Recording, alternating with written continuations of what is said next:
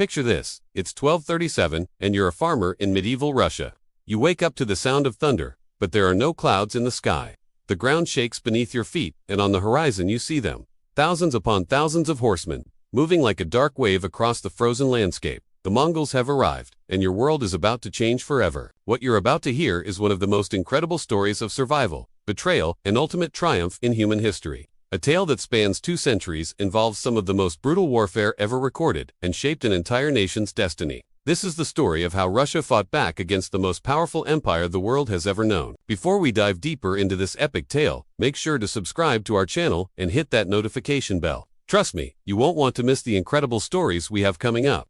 Now, let's travel back to a time when the fate of an entire civilization hung in the balance. The year was 1206, and in the steppes of Mongolia, a man named Temujin had just united the warring tribes under one banner. You might know him by another name, Genghis Khan. What started as a small confederation of nomadic warriors would soon become the largest contiguous land empire in human history, stretching from Eastern Europe to the Pacific Ocean. But Russia was different. While other great civilizations fell like dominoes before the Mongol war machine, the Russian principalities would endure a struggle that would last for over 200 years. This wasn't just about conquest. This was about the very soul of a people who refused to disappear into history. In the early 1200s, Russia wasn't the unified nation we know today. It was a collection of independent principalities: Novgorod, Moscow, Kiev, Vladimir, each with their own prince, their own army, and their own ambitions. They fought each other as much as they fought external enemies, completely unaware that their greatest test was rapidly approaching from the east. The Mongol military machine was unlike anything the medieval world had ever seen. While European knights relied on heavy cavalry in individual combat, the Mongols perfected the art of mobility, coordination, and psychological warfare. Their composite bows could accurately hit targets at distances that made European crossbows look like toys. Each Mongol warrior was essentially a mobile weapons platform. They carried multiple bows, hundreds of arrows, and could fire accurately while riding at full gallop. But it wasn't just their individual skill. It was their organization. A Mongol chuman of 10,000 warriors could execute complex maneuvers across vast battlefields with precision that wouldn't be seen again until modern mechanized warfare. When Genghis Khan died in 1227, his empire was divided among his sons. The western portion fell to Jochi's son, Batu Khan, who would become the hammer that would pound Russia for decades. Unlike his grandfather's lightning campaigns, Batu's conquest of Russia would be a grinding, methodical destruction that would leave scars lasting generations. The first major Russian city to face the Mongol fury was Ryazan in 1237. The Prince of Ryazan, Yuri Igorovich, made a fatal mistake. He tried to negotiate. The Mongols had one simple demand: complete submission and a tribute of 1/10 of everything: people, horses, weapons, gold. When Yuri refused, he signed his city's death warrant. What happened next became a template for Mongol warfare in Russia. They didn't just capture Ryazan, they erased it. Every building was burned, every person either killed or enslaved, every defensive structure torn down, stone by stone. The chroniclers wrote that not even dogs or cats were left alive. The city that had stood for centuries vanished in just 6 days. But here's what made the Russian situation unique. News of Ryazan's destruction spread faster than the Mongol army itself. Unlike other civilizations that fell in ignorance, the Russian princes knew exactly what was coming for them. They had time to prepare, time to unite, time to organize a proper defense. The question was, would they use it? The answer, tragically, was no. Despite facing an existential threat, the Russian princes continued their petty feuds and political maneuvering. When Moscow sent envoys to Vladimir requesting military aid, they were turned away. When Vladimir sought help from Novgorod, they received promises but no soldiers. Each prince believed he could handle the Mongols alone, or worse, that the storm would pass him by. Prince Yuri of Vladimir finally realized the magnitude of the threat when Mongol scouts began appearing near his borders. He frantically sent messages to every Russian principality, begging for a united response.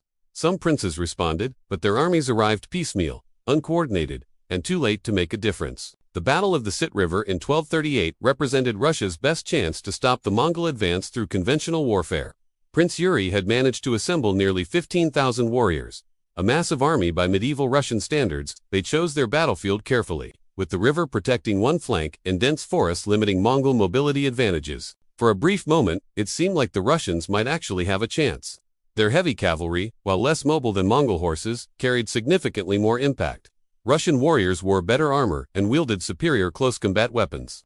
If they could force the Mongols into a grinding melee, they might prevail through sheer determination and superior equipment. The battle began at dawn with a massive Russian cavalry charge that initially broke through the Mongol front lines. For the first time since the invasion began, Russian warriors were actually pushing the enemy back. Prince Yuri himself led from the front, his sword cutting down Mongol warriors as his men pressed their advantage. But Batu Khan was no ordinary general. He had been studying Russian tactics for months, learning from each previous encounter. As the Russians committed more troops to their successful charge, Mongol reserves moved through the forests on both flanks. What the Russians thought was victory was actually a carefully orchestrated trap. The Mongol counterattack came from 3 directions simultaneously. Fresh troops emerged from the forest, cutting off the Russian retreat while the main army reformed and countercharged. Prince Yuri found himself surrounded, his army scattered and demoralized. He died fighting, sword in hand, along with most of his nobles and their retainers. The defeat at the Sit River broke the back of organized Russian resistance, but it didn't break the Russian spirit. As news of the disaster spread, something remarkable happened. Instead of surrendering en masse, individual cities began preparing for siege. If they couldn't defeat the Mongols in open battle, they would make every conquest as costly as possible. The siege of Kozelsk became legendary throughout both Russian and Mongol chronicles. This small city, defended by barely 3,000 people, held out for 7 weeks against the entire Mongol army. They used every defensive trick imaginable: Greek fire, tunnel warfare, night raids, and even trained dogs to attack Mongol horses. When the walls were finally breached, the defenders didn't surrender. They fought in the streets, in their homes, even in the cellars. Women and children threw stones from rooftops while craftsmen used their tools as weapons. The Mongols, accustomed to quick victories, found themselves in a grinding urban warfare nightmare that cost them thousands of casualties. Batu Khan was so impressed by Kozelsk's resistance that he nicknamed it the City of Warriors. When it finally fell, instead of the usual massacre, he ordered that the surviving defenders be offered positions in his army. Many accepted, becoming some of the most feared warriors in the Mongol ranks. Russians fighting for the very empire that had destroyed their homeland. This pattern of fierce resistance followed by pragmatic accommodation would define Russian-Mongol relations for the next 2 centuries. Unlike other conquered peoples who were either exterminated or completely absorbed, Russians maintained a unique position within the Mongol Empire. Subjects, but never servants. The key to Russian survival lay in understanding what the Mongols actually wanted. They weren't interested in converting Russians to their religion, changing their culture, or replacing their social structures. They wanted 3 things: tribute, military service when requested, and political submission. Everything else could remain Russian. This created opportunities for clever Russian princes to not just survive, but thrive under Mongol rule. The most successful was Alexander Nevsky, Prince of Novgorod, who made a strategic calculation that would save his principality, while earning him both praise and condemnation from history. Alexander realized that fighting the Mongols directly was suicide, but submitting completely meant losing all autonomy. His solution was brilliant in its simplicity.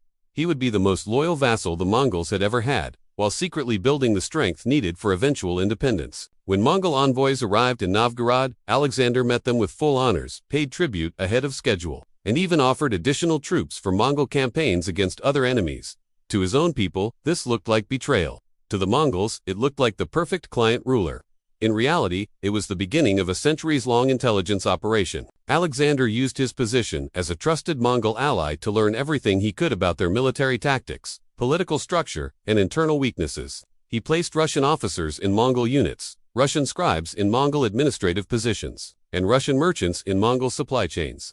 Slowly, methodically, he was building a network that would eventually span the entire western portion of the Mongol Empire. But Alexander's strategy had a terrible cost. To maintain his position, he had to help the Mongols suppress rebellions in other Russian principalities. When the city of Tver rose in revolt, it was Alexander who provided intelligence that helped the Mongols crush the uprising. When refugees fled to Novgorod, Alexander had to turn them away, or risk losing Mongol trust. The moral complexity of Alexander's choices tormented him for the rest of his life. He saved Novgorod by sacrificing other Russian cities. He preserved Russian culture by collaborating with its destroyers. He built the foundation for eventual freedom by temporarily accepting slavery. History would judge him as both hero and traitor, often in the same sentence. Meanwhile, in the scattered villages and towns across Russia, a different kind of resistance was taking shape. Unable to fight the Mongols militarily, Russians began what might be the first example of organized passive resistance in European history. They paid their tribute, but slowly and reluctantly. They provided soldiers, but the worst ones they could find. Russian craftsmen became masters of producing tribute goods that looked valuable, but were actually inferior quality. Weapons that would break in battle, armor that would fail under stress. horses that would go lame after a few weeks of hard riding. The Mongols knew what was happening, but proving deliberate sabotage was nearly impossible. The Russian Orthodox Church played a crucial role in maintaining national identity during the occupation. Unlike Western Christianity, which the Mongols viewed with suspicion, Orthodox priests were often left alone to minister to their flocks. They became the keepers of Russian language, literature, and historical memory during the darkest years of foreign rule. Monks in remote monasteries began collecting and copying chronicles, preserving accounts of pre-Mongol Russia for future generations. They developed coded languages to discuss resistance activities, created underground networks for moving people and information, and most importantly, kept alive the dream of eventual independence. The turning point in Russian-Mongol relations came not through military victory, but through economic and demographic changes that neither side fully understood at the time. The Mongol Empire, despite its military prowess, was fundamentally unsustainable. It required constant conquest to feed its massive administrative and military apparatus. By 1260, the Mongols had conquered everything worth conquering. There were no more rich civilizations to plunder, no more trade routes to control, no more tribute to extract from fresh victims. The empire that had grown through expansion now had to survive through administration, something the nomadic Mongols were far less skilled at than warfare. At the same time, the Russian population was slowly recovering from the devastation of the initial conquest. New generations were being born who knew Mongol rule as simply the natural order, not as a recent catastrophe. These Russians could think strategically about resistance in ways their traumatized parents never could. The first major crack in Mongol control appeared in 1262, when simultaneous uprisings broke out in several Russian cities. These weren't the desperate, doomed rebellions of the conquest period. They were carefully coordinated, well supplied, and had specific, achievable goals. Not driving out the Mongols entirely, but reducing tribute burdens and gaining greater autonomy. The rebels had learned from previous failures. Instead of trying to defeat Mongol armies in open battle, they focused on making Russian territories ungovernable. Tax collectors disappeared mysteriously. Supply convoys never reached their destinations. Mongol officials found their orders ignored, their messengers intimidated, their authority undermined at every turn. Most importantly, the rebels had outside support. The Byzantine Empire, eager to weaken Mongol power on its borders, began providing weapons and gold to Russian resistance movements. Western European kingdoms, locked in their own struggles with Mongol expansion, offered diplomatic and military assistance to anyone willing to tie down Mongol forces. The Golden Horde, the western portion of the Mongol Empire that controlled Russia, found itself fighting a war it couldn't win. Every act of repression created new enemies. Every compromise made them look weak to other subject peoples. The empire that had conquered the world was being slowly strangled by bureaucracy, corruption, and the simple impossibility of controlling vast territories with limited manpower. By 1300, the relationship between Russians and Mongols had evolved into something neither conquest nor independence. Russian princes ruled their own territories, collected their own taxes, and commanded their own armies, but still paid tribute to the Golden Horde and provided military service when requested. It was a compromise that satisfied no one, but worked for everyone. The rise of Moscow as the dominant Russian principality began during this period of negotiated autonomy. Prince Ivan I, known as Ivan the Moneybags, used his position as chief tribute collector for the Golden Horde to accumulate enormous wealth and influence. Other Russian princes hated him for collaborating so closely with their oppressors. But Ivan had a plan that extended far beyond personal enrichment. Every kopeck Ivan collected for the Mongols, he secretly copied into his own treasury.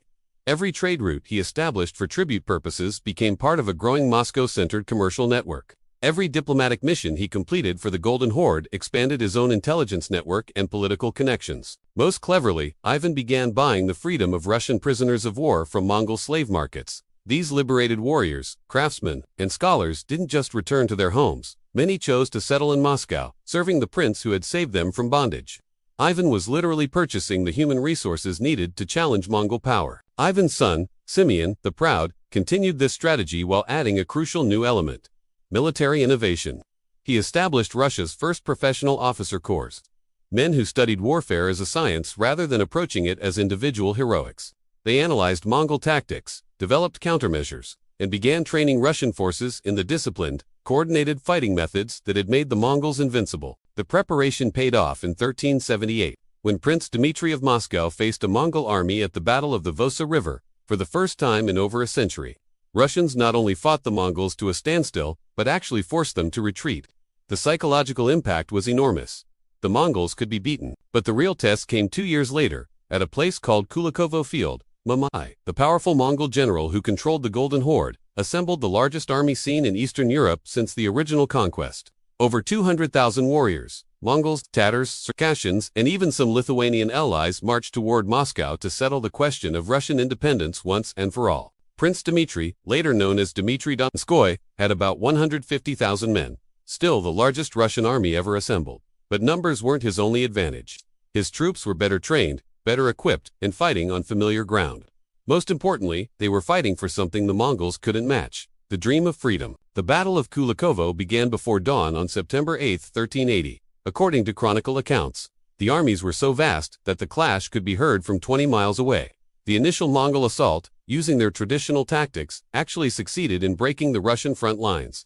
For a terrifying moment, it seemed like history would repeat itself. But Dmitry had learned from the disasters of previous generations. As the Mongols celebrated their apparent victory, a massive Russian reserve force emerged from the nearby forest and struck the Mongol rear. Caught between two armies and unable to use their mobility advantages, the Mongol formation collapsed into chaos. The victory at Kulikovo was more than military. It was psychological, spiritual, and political. For the first time since the conquest, Russians had proven they could stand as equals with their former masters. Church bells rang across Russia, and previously submissive princes began openly discussing the possibility of complete independence. However, the aftermath of Kulikovo revealed how complex the Russian-Mongol relationship had become.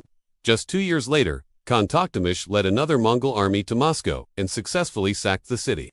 Dmitry was forced to resume tribute payments and acknowledge Mongol suzerainty. The victory that seemed to promise freedom had only earned a temporary reprieve. This pattern would repeat for several more decades. Russian military success would be followed by Mongol retaliation, which would be followed by negotiated settlements that restored the status quo. Neither side could achieve complete victory, but neither side would accept complete defeat. The final chapter of the Mongol-Russian struggle began not with warfare, but with the gradual fragmentation of the Golden Horde itself. Succession disputes, economic problems, and pressure from other enemies slowly weakened Mongol control over their vast territories. By 1450, the once mighty Golden Horde had split into several smaller khanates that spent as much energy fighting each other as controlling their Russian subjects. Ivan III, known as Ivan the Great, recognized that the balance of power had finally shifted. In 1480, he simply stopped paying tribute to the Golden Horde. When Khan Akhmat arrived with an army to enforce compliance, Ivan met him at the Ugra River.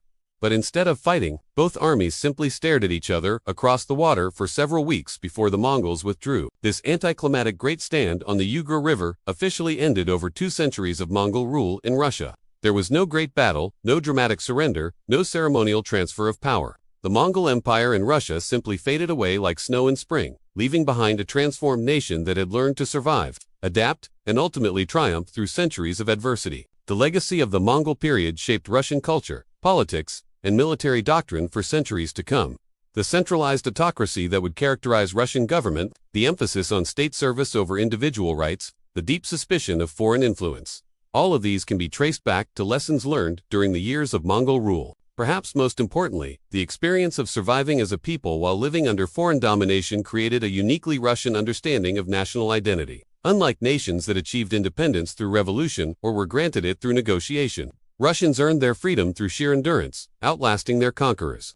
Through 2 centuries of careful resistance and gradual empowerment, the story of Russia versus the Mongols isn't just about warfare and politics, it's about the power of cultural persistence, the importance of long-term thinking, and the ultimate triumph of a people who refused to disappear into the pages of history. If this incredible story of survival and eventual triumph fascinated you as much as it did me, make sure to subscribe to our channel right now. We've got more amazing historical epics coming that will blow your mind.